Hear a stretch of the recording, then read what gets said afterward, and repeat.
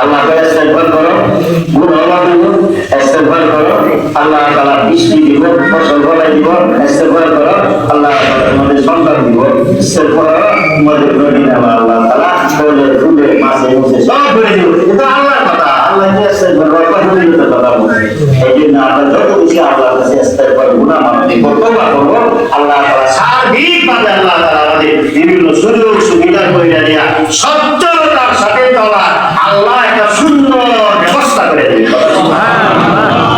এই কথাগুলো বলার জন্য শুধু আজকে করি জিজ্ঞাসা করি আমি নামাজ পড়বো, আমার ঘরে কেউ যেন বেনামাজি না সকলের জন্য নামাজি হয়ে যায়। দেখবেন আল্লাহ তাআলা কেমনি আপনি বুদ্ধির ব্যবস্থা করেন, কেমনি খাওয়া পড়বেন যে বরকত দেন, কেমনি আল্লাহ তাআলা চলার ব্যবস্থা করে দেন, নিজেও কল্পনা করতে পারবে না। এই জন্য আমি বলতেছিলাম প্রত্যেকে এই তসবিহগুলো করবো।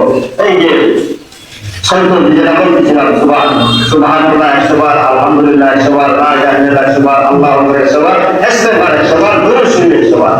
এই 100 বার ফজরের পরে একবার, মাগরিবের পরে একবার, আর বাকি চলতে ফিরতে সর্বদা আল্লাহর জিকির, লা ইলাহা ইল্লাল্লাহ সুবহানাল্লাহ আলহামদুলিল্লাহ লা ইলাহা ইল্লাল্লাহ হাঁটতে চলতে ফিরতে সর্বদা আল্লাহর জিকির করব।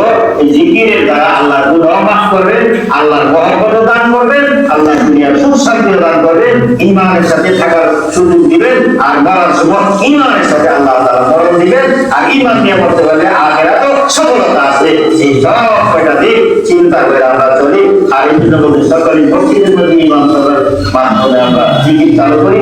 আর পুরা এলাকা ভিত্তিক আমাদের কথা হয়েছে এই মসজিদে 2টা বাজার আমাদের পুরা এলাকার জন্য সহজ। আমরা আশা দেওয়া এই বড় হুজুরের মাধ্যমে আপনারা একটা জিকির চালু আলোচনা করা সপ্তাহে একটা দিন মাত্রিক থেকে আসা করবে, অল্প কিছু জিকিরের আলোচনা করা, সকলে জিকির করবে, দোয়া হবে, এর ফজিলত এর বরকত দেখবেন আমরা পাইতে থাকবে। দুনিয়ার আমলও সুন্দর হইব, আমাদের জীবন সুন্দর হইব, আল্লাহ তাআলা রহমত বরকত দান করব। এরপরে বাকি এগুলো চলতে থাকলে 2 মাস 3 মাস পরে পরে প্রয়োজনে বড় করে করলে আমরা শুরু হয়ে চেষ্টা করে আসবো। এই একটা জিকিরের সিলসিলা জারি হয়ে যায়, তবে মানুষের মধ্যে সর্বদা আল্লাহর নাম থাকবো, আল্লাহর সাথে থাকবো, আল্লাহর রহমত বরকত আমাদের সাথে থাকবো। এর বরকতে আল্লাহ তাআলা জাহানের সফলতা আল্লাহ দান করব। আল্লাহ আমাদের তৌফিক দান করুন, আমিন। আলহামদুলিল্লাহ। ভিডিওটি ভালো লাগলে লাইক, কমেন্ট ও শেয়ার করুন।